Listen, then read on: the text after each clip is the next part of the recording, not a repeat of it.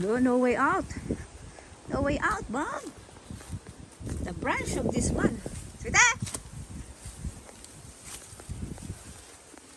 Ouch.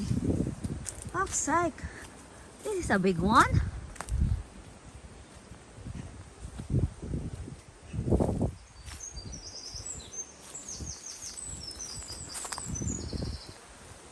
See that?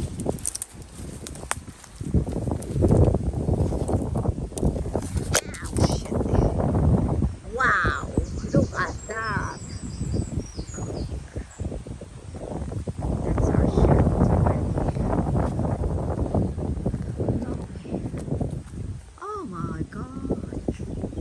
The shed roof is already smashed. We don't have a way out, way in now.